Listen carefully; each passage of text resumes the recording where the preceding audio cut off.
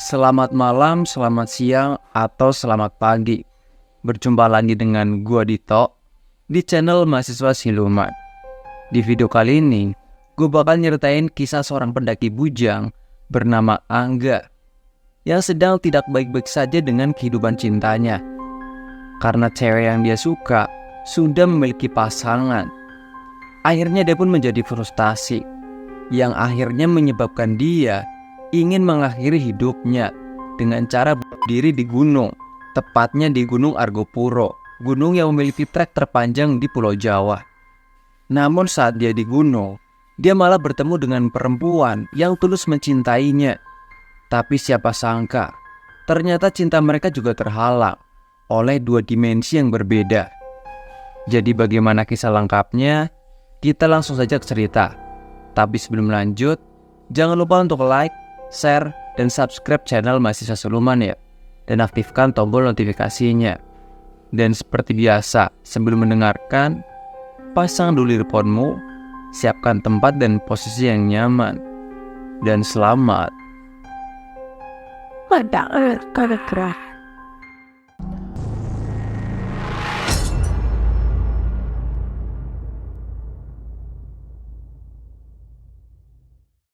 Sebut saja namaku Angga, umurku 25 tahun.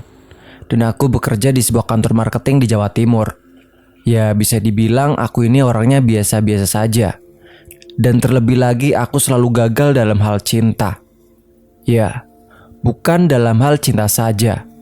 Terkadang aku juga berpikir jika hidupku ini tidak berguna, entah di masyarakat ataupun di keluarga.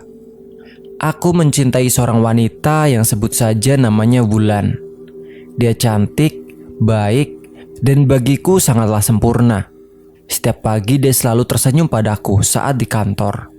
Tapi aku sadar, aku ini hanya orang biasa dan jelek, yang tidak akan pernah bisa bersanding dengan bidadari sepertinya. Aku sangat ingin mengakhiri hidup yang membosankan ini. Tetapi apa jika aku mengakhiri hidup ini, permasalahan akan selesai? Apa jika aku mati semua sudah usai? Entahlah, aku ingin sekali mati. Tapi bagaimana caranya aku mati dengan tenang, tanpa menyusahkan orang lain? Aku selalu memikirkan ini setiap hari. Dan akhirnya aku menemukan solusi. Jika aku ingin mengakhiri hidupku di atas ketinggian. Apalagi hari ini pun, lagi-lagi aku sakit hati. Karena wanita yang kucintai sudah berpacaran dengan orang lain. Mungkin minggu depan aku akan ambil cuti dan memantapkan niatku untuk berangkat sendiri ke gunung. Ya, rumahku dekat dengan Gunung Argopuro, gunung dengan trek terpanjang di Jawa, dan kemungkinan akhir hidupku akan di sana. Minggu tiba, aku sudah mempersiapkan semuanya. Ya, seharusnya aku tidak membawa apa-apa. Ya, karena aku dapat izin, aku membawa tas dan beberapa peralatan lainnya. Lagi pula tas ini juga nantinya akan kubuang di sana sih. Aku berangkat sendiri naik bus dan naik ojek untuk ke pos Simaksi. Sekitar 3 jam perjalanan, aku sampai di pos Simaksi dan meminta izin agar bisa melakukan solo hiking. Terjadi debat begitu lama dan akhirnya aku mendapatkan izin dengan syarat hanya 5 hari. Jika lebih, aku akan kena denda. Ya bodo amat sih. Jasadku juga bakal selamanya ada di Argopuro. Perjalanan dimulai. Turun menuju pertigaan menuju arah perkebunan anyar yang dingin. Melewati kebun penduduk yang kebanyakan ditanami jagung dan padi. Ternyata seperti ini jalur untuk ke gunung. Ya aku sendiri baru pertama kali ke gunung. Jadi pemikiranku jalurnya bebatuan, terjalan besar. Setelah melewati perkebunan 1, masuk ke perkebunan 2. Yang rata-rata ditanami kopi dan sengon. Jalur yang awalnya landai, akhirnya mulai menanjak dan memasuki kawasan hutan damar. Di sini nafas mulai ngos-ngosan. Ya maklumlah, baru pertama kali melakukan pendakian. Dan sekitar 2 jam perjalanan, aku memasuki batas hutan suaka. Aku rehat sejenak untuk minum dan makan makanan yang ringan. Perjalanan masih panjang. Jika aku berdiri di sekitar sini, pasti cepat ditemukan orang. Berbeda jika aku akan loncat nanti dari ketinggian. pasti badanku hancur lebur dan tidak akan pernah ditemukan lagi. Setelah cukup lama duduk, aku kembali melakukan perjalanan. Dari batas suaka alam, hutan semakin lebat dan jalur semakin terjal. Aku juga perlu waspada karena di kawasan ini banyak dihuni babi hutan. Setelah lama berjalan, aku sampai di puncak bukit dan menemukan persimpangan jalur. Jalur lurus menuju ke puncak dan jalur ke kanan menuju ke taman hidup. Tiba-tiba, aku kepikiran untuk mampir ke danau taman hidup. Akhirnya aku pun mengambil jalur ke kanan untuk menuju ke taman hidup. Sekitar 1 jam lebih perjalanan, akhirnya aku sampai di danau taman hidup. Begitu indah dan mempesona tempat ini. Ya meskipun banyak kabut yang menutupi danau, tetapi sangat-sangat indah sekali. Ada sekitar 3 tenda di sini. Ternyata ada juga pendaki yang camp di sini. Ya mungkin pendaki ini singgah di sini karena langit juga sudah mau gelap. Dan aku juga harus membangun tenda di sini dan makan terlebih dahulu, pikirku. Aku langsung merebahkan tubuhku sejenak. Dan setelah itu aku bergegas membangun tenda dan bersiap-siap untuk memasak karena perut sudah mulai keroncongan. Sekedar info ya, tepian danau ini cukup berbahaya karena rawa-rawa berlumpur. Jadi jika ingin mengambil air, harus melewati jembatan dermaga kayu. Aku mengambil air dan membasuh muka. Cukup segar sekali air danau ini, pikirku. Aku besok pagi ingin mandi di sini. Lalu aku melamun sebentar, menikmati kabut tipis yang berjalan menutupi danau ini. Setelah cukup lama melamun, aku balik ke tenda dan membawa 2 botol air. Yang ini sudah cukup bagiku untuk memasak. Langit sudah mulai petang, dan setelah selesai masak dan makan, aku membuat secangkir kopi dan balik lagi ke dermaga danau. Langit cukup cerah dan indah. Bintang bertaburan dengan diiringi cahaya bulan yang terang. Kenapa di sini hatiku sangat tenang ya? Apa aku hanya perlu refreshing otak seperti ini agar pikiranku tidak selalu tentang mati dan mati? Sampai di dermaga, aku merebahkan tubuhku melihat danau yang indah ini. Andai saja Wulan bisa jadi milikku, pasti aku akan mengajaknya ke sini. Ya itu semua hanyalah halusinasiku saja. Dan semua itu tidak akan pernah bisa terjadi. Di ujung danau, samar-samar aku melihat seorang wanita. Kenapa dia malam-malam pergi ke danau? Dia menatapku dan tersenyum kepadaku. Wah, cantik sekali wanita ini, pikirku. Lalu dia perlahan berdiri dan berjalan meninggalkan danau. Mungkin rumahnya di sekitar sini. Aku masih penasaran, siapa wanita itu? Mungkin besok pagi aja aku akan bertemu lagi. Waktu sudah jam 8 malam. Hawa dingin mulai menembus sela-sela jaketku. Aku berlalu meninggalkan danau dan ingin istirahat agar esok pagi bisa langsung berjalan menuju ke puncak. Sampai di tenda, aku merapikan peralatan dan bersiap istirahat. Alarm HP-ku kubunyikan jam 4 pagi dan aku rebahkan tubuhku dan perlahan aku pun tertidur. Saat tertidur, aku mendengar suara pijakan kaki seseorang dari luar tenda. Siapa malam-malam ini berjalan? Pikirku. Aku terbangun dan melihat jam masih pukul 12 malam. Aku membuka tenda dan melihat seorang wanita berjalan menuju dermaga danau. Apa ini wanita yang tadi kulihat di ujung danau? Dia berjalan ke dermaga. Aku memperhatikan saja apa yang dia lakukan. Saat dia akan duduk di dermaga, dia terpleset dan langsung tercebur ke danau. Aku sontak kaget dan langsung berlari menuju ke danau. Aku melihat sekitar danau. Apa wanita ini tenggelam atau bagaimana? Tanpa pikir panjang, aku juga menceburkan diri ke danau. Saat masuk ke dalam danau, tiba-tiba nafasku tersengal-sengal dan kepalaku pusing. Aku tidak bisa naik ke permukaan. Mungkin akhir hidupku di danau ini, pikirku. Dan aku tidak sadarkan diri. Perlahan, aku membuka mataku. Tapi kepalaku masih terasa pusing. Samar-samar aku seperti berada di sebuah ruangan. Apakah aku sudah mati? Gimana ini? Pikirku. Masnya udah sadar. Ada suara seorang wanita dari lorong ruangan. Ternyata benar, seorang wanita cantik yang menghampiriku. Aku sontak kaget dan melongo melihatnya. Mbak ini siapa? Saya di mana? Tanyaku. Mas tadi pingsan di danau. Jadi mas saya tolong dan saya bawa ke rumah, ucapnya. Iya makasih ya mbak. Tapi apa emang ada perkampungan di daerah danau sini? Ucapku. Iya, ini buktinya ada mas. Sebentar ya, saya ambilkan minum sama makanan, ucapnya sambil berlalu meninggalkan ruangan. Aku masih bertanya-tanya, di mana sebenarnya ini? Dan apakah aku ini masih hidup atau sudah mati? Aku perlahan berjalan keluar ruangan dan melihat sekeliling rumah pondokan ini.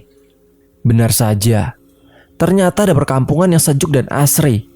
Rumah adat yang masih murni dari kayu. Dan banyak orang jual beli. Dan ini seperti di film jadul saja, pikirku. Mereka melihatku dan tersenyum ramah. Ternyata di sini lebih baik dari tempatku awal. Masnya udah duduk aja di depan, ucap wanita ini sambil membawa kendi berisi minuman dan beberapa singkong rebus di piring.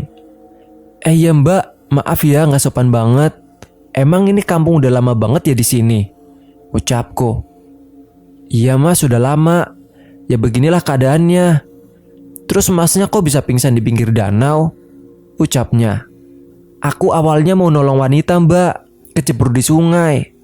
Pas aku loncat juga ke sungai, tiba-tiba nggak bisa nafas. Dan gak tahu deh, tiba-tiba juga aku ada di sini, ucapku. Wanita ini hanya tersenyum. Lalu dia bertanya, nama mas siapa? Ucapnya. Angga mbak. Mbak sendiri namanya siapa? Ucapku. Panggil saja Eren mas. Mas diam di sini aja, nginep juga nggak apa-apa. Daripada masnya nggak ada tujuan, ucapnya. Iya sih mbak, aku awalnya ke gunung sini pengen berdiri. Entah sangat membosankan hidupku ini mbak, ucapku. Emang kenapa bisa gitu mas? Tanya dia. Ya entah mbak, sangat bosan sekali. Udah kayak males hidup gitu, ucapku. Mbak sendirian aja di sini? Tanyaku. Enggak mas, di sini sama ibu. Kebetulan ibu lagi keluar. Bentar ya mas, tunggu di sini, ucapnya. Ya mbak, jawabku lagi. Eren kembali masuk ke ruangannya. Ternyata masih ada wanita cantik yang lembut dan baik hatinya. Aku mulai kagum dengan sosok Eren. Entah siapa dia. Semoga saja dia bisa mendapatkan pasangan yang baik, karena dia juga berhati baik dan lembut. Perlahan Eren keluar dari ruangan. Lalu aku melongo melihatnya. Ya Tuhan, cantik sekali. Menggunakan kebaya dan selendang menambah sempurna kecantikan wanita ini. Mas Angga, kok melongo sih? Ada yang salah ya? Tanyanya mengagetkanku. Enggak mbak, cuma kagum aja mbak. Kamu cantik banget, ucapku sambil tersenyum malu. Mas bisa aja. Yuk mas, ku ajak keliling desa biar nggak bosan di sini, ucapnya. Dan lanjut aku dan Eren pergi berdua keliling desa. Hawa dingin dan sejuk disertai kicauan burung yang merdu. Sangat damai sekali di desa ini. Penduduknya yang sangat ramah dan lingkungan yang bersih dan asri, jadi aku betah sekali di sini. Setelah memandangi rumah penduduk, pandanganku teralihkan lagi kepada sosok wanita cantik di depanku. Andaikan saja ada wanita secantik dia yang bisa mencintaiku, aku akan sangat bahagia sekali di hidup ini, Tuhan, dan aku tidak akan kepikiran untuk mati dan mati. Tibalah kami berdua di sebuah sungai dan airnya yang sangat jernih. Kami berdua singgah di sini dan menikmati indahnya aliran sungai. Lalu Eren memulai obrolan. Duduk di sini dulu aja mas, ucap Eren. Ya mbak, ucapku. Eren turun ke sungai dan membasuh mukanya. Astaga, sungguh indah dan menawan melihatnya membasuh muka cantiknya. Mas ngelamun lagi. Airnya seger loh mas, gak cuci muka juga, ucapnya. Iya mbak, hehe, ucapku. Aku pun turun dan membasuh muka juga. Kami berdua balik naik dan duduk di sebuah batu besar di pinggiran sungai. "Gimana masnya, betah di sini?" ucap Eren. "Ya betah banget, Mbak. Suasananya nyaman. Apalagi ada wanita cantiknya, hehehe," ucapku cengengesan. "Ah, Mas bisa aja. Masnya emang gak punya pacar atau istri gitu?" tanya Eren. "Ya mana ada, Mbak, wanitanya mau sama saya, orang jelek gini, Mbak," ucapku. "Ya pasti ada, Mas," ucap Eren sambil tersenyum. Kami berdua lama mengobrol dan bercanda di pinggiran sungai. Kami saling tatap satu sama lain, dan aku perlahan mulai jatuh cinta dengan sosok Eren ini. "Mbak, jika misalnya aku jatuh cinta pada Mbak gimana?" ucapku. "Ya nggak apa-apa, Mas. Namanya juga jatuh cinta. Cinta nggak bisa milih. Siapapun berhak jatuh cinta," ucapnya sambil tersenyum. "Emang Mbak nantinya mau nerima aku yang jelek kayak gini, Mbak?" tanya aku. "Kenapa nggak bisa nerima, Mas? Masnya ini kan orangnya baik banget. Aku sendiri juga pengen punya lelaki kayak Mas Angga," ucapnya. Aku kaget dan aku terdiam.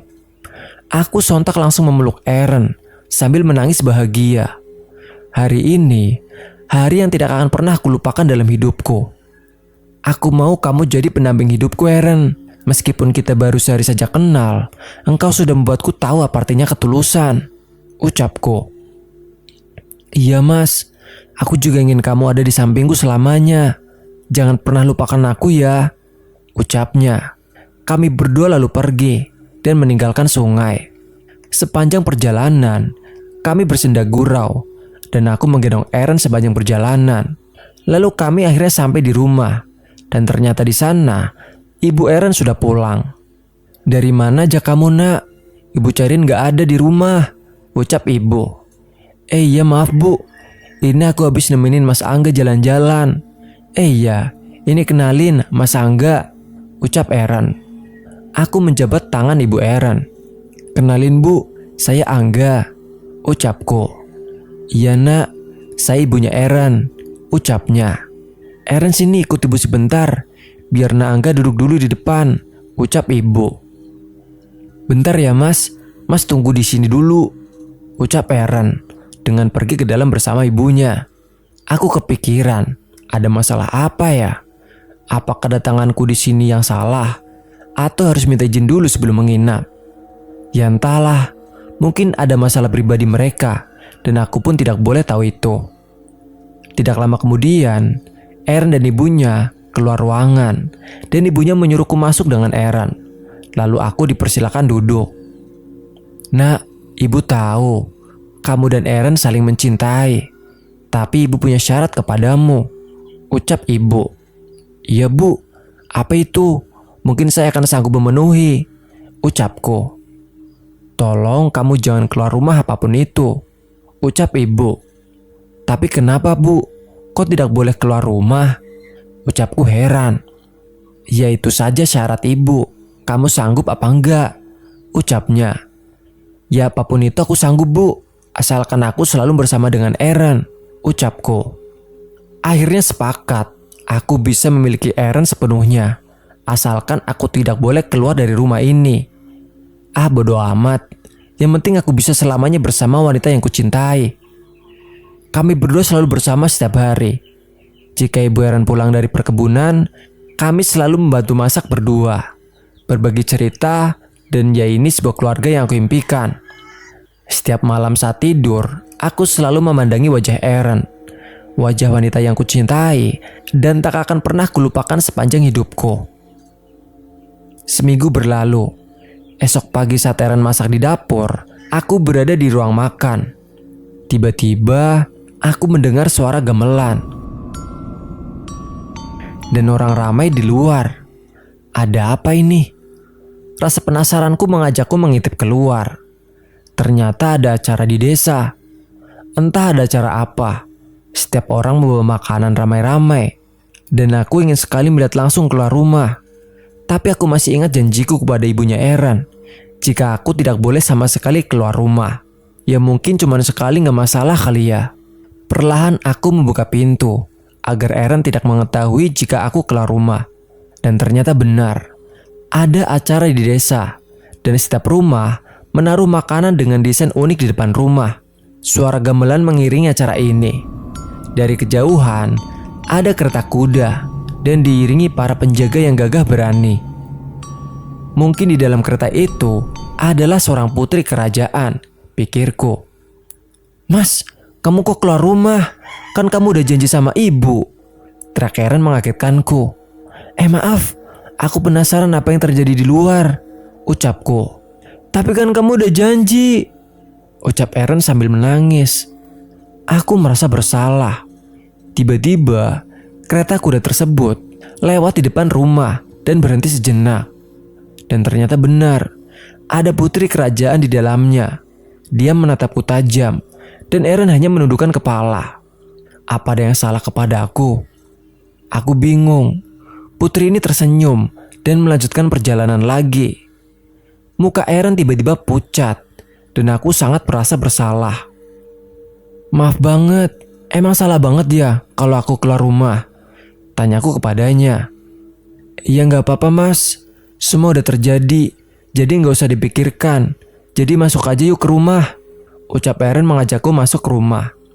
Mukanya masih pucat dan sedih. Aku tidak tahu harus bagaimana. Lalu aku memeluknya dan menenangkannya. Apapun yang terjadi, jangan lupakan aku ya mas, ucapnya. Aku kaget, kenapa dia tiba-tiba berbicara seperti ini. Enggak, aku gak akan pernah melupakanmu, ucapku. Akhirnya kami berdua tertidur. Malam hari tiba. Aku dan Eren terbangun. Tiba-tiba seseorang mengetuk pintu, dan ibu membukanya. Ada tuan pengawal, ucap ibu. Kami ada perlu dengan anak ibu sebentar, ucap pengawal ini. Lalu ibu menghampiri kami. Eren, pengawal putri ada perlu denganmu, ucap ibu. Iya bu, bentar ya, ucap Eren. Dia bangun dan mengikuti pengawal tersebut.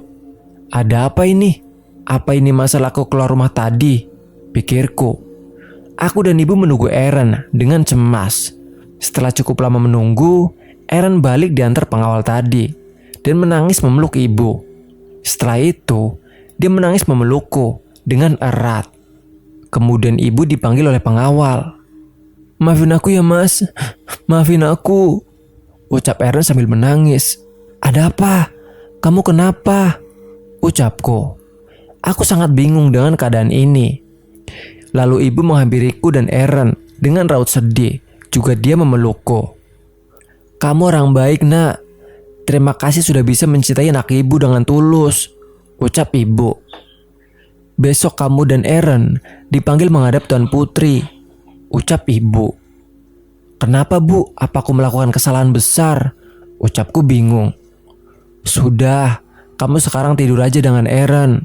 Besok pagi kamu diminta menghadap Tuan Putri sama Eren, ucap ibu. Ibu berlalu meninggalkan ruangan dan menuju ke kamarnya. Eren mengajakku istirahat dan dia tertidur pulas. Aku masih bingung, apa kesalahan yang aku perbuat? Kenapa semua jadi runyam begini? Pikirku.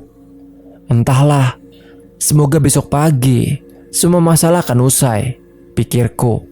Dan aku langsung beristirahat. Esok pagi tiba. Aku dan Eren bersiap ke istana. Aku dan Eren pamit ke ibu. Lagi-lagi, ibu memelukku dengan erat sambil menangis. Dan kami berdua melakukan perjalanan ke istana. Sepanjang perjalanan, Eren memegang tanganku dengan erat. Aku gak tahu apa yang akan terjadi di sana selanjutnya. Sampai di depan gerbang istana, kami disambut oleh para penjaga gerbang dan dipersilakan masuk. Setelah melewati gerbang istana, kami berdua berjalan masuk menuju ke istana. Dan benar saja, Tuan Putri yang kulihat kemarin pagi saat ada acara di desa ternyata sudah menanti kami berdua. Kami langsung duduk di depan Tuan Putri.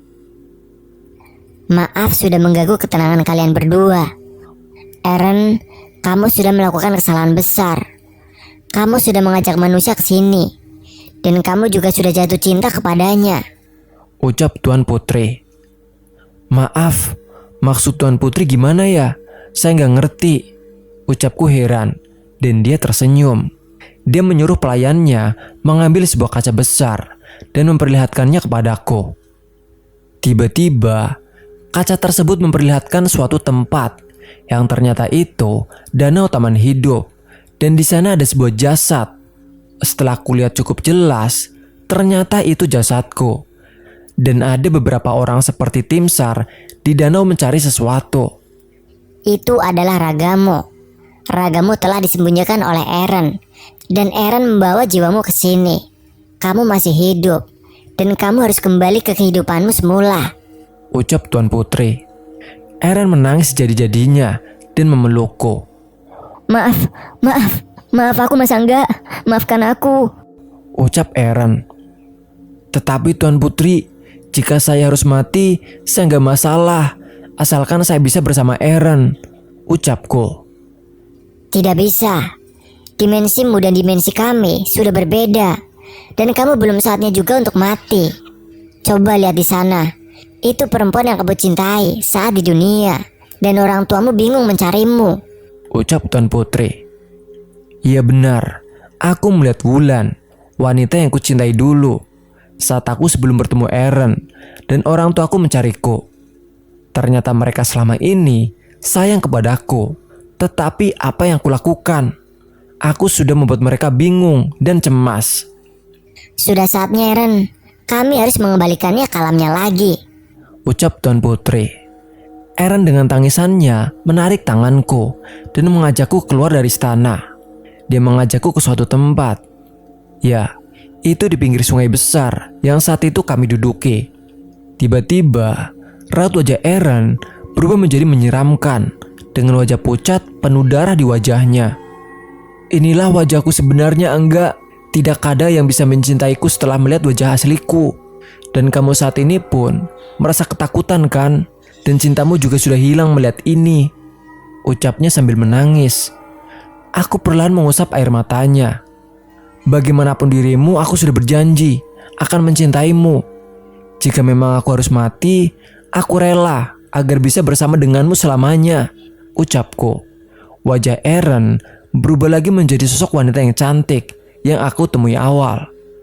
Tidak, enggak. Cinta kita sudah berakhir sampai di sini. Kita sudah berbeda dimensi, dan kamu harus kembali ke kehidupanmu semula. Ada wanita yang menunggu kembalinya dirimu, ucap Eren. Cukup danau itu yang akan menjadi saksi bisu perjalanan cinta dua dimensi yang berbeda, ucap Eren. Lalu dia langsung mendorongku ke sungai. Aku langsung merasa pusing dan tidak sadarkan diri. Saat kubuka mataku, ternyata sudah banyak orang yang mengitariku. Orang tuaku memelukku dan Wulan juga memelukku. Maafkan aku Tuhan, aku sudah salah menilai kehidupanku. Untuk ke depan, aku akan menjalani kehidupanku dengan semula. Ternyata banyak orang yang menyayangiku. Aku sampai di rumah dan Wulan juga mengikutiku sampai rumah. Enggak, kamu bikin khawatir semua orang, ucap Wulan. Iya maafin aku ya, maafin aku juga, Pa, Ma, ucapku. Lalu Wulan lagi-lagi memelukku. Aku sayang kamu enggak. Kamu jangan ngelakuin hal bodoh lagi, ucap Wulan. Aku kaget. Ternyata wanita yang kuidamkan juga menyayangiku. Bagaimana bisa kamu suka dengan pria jelek sepertiku? Tanyaku kepada Wulan. Bagaimanapun dirimu, jika aku sudah jatuh cinta, aku harus menerima semua kekuranganmu, ucapnya. Iya, aku sebenarnya juga suka sama kamu Wulan, ucapku. Aku langsung memeluknya. Kami akhirnya tunangan dan menunggu hari pernikahan kita. Sebelum hari pernikahan tiba, aku mengajak Wulan pergi ke danau taman hidup. Awalnya dia menolak, tapi akhirnya dia setuju. Kami pergi berdua. Perjalanan yang cukup seru, meskipun agak lama, karena Wulan juga pertama kali pergi naik gunung. Sekitar 3 jam perjalanan, kami sampai di danau taman hidup. Wulan di situ sangat senang sekali, dan dia menikmati keindahan danau itu. Kami mengabadikan momen berdua, dan tiba-tiba Wulan melihat ada seorang wanita cantik. Sontak aku langsung memanggilnya. Eren, ini aku Angga, teriakku. Benar saja, dia langsung menghampiri kami dan berdiri tepat di hadapan kami di dermaga. Wulan ketakutan dan aku memeluknya dan menenangkannya. Terima kasih Angga, kamu sudah pernah memberikan ketulusan cinta yang tidak pernah dimiliki seorang manusia yang ketemui sebelumnya, ucapnya sambil tersenyum. Kamu sudah mendapatkan pendamping yang sangat cantik. Jaga dia Angga, jangan pernah sakiti perasaannya, dan juga jangan pernah lupakan aku ya, ucapnya sambil berlalu meninggalkan kami. Perlahan air mataku menetes. Terima kasih Eren, engkau sudah hadir di hidupku dan memberikan warna di hidupku. Kau memberikan cinta yang tulus pertama kali di hidupku. Aku tidak akan pernah melupakanmu, dan aku berjanji aku akan selalu mengunjungimu ke sini. Inilah danau yang menjadi saksi bisu perjalanan cinta 2 dimensi yang berbeda antara kita. Sekian cerita ini, happy ending, dan terima kasih.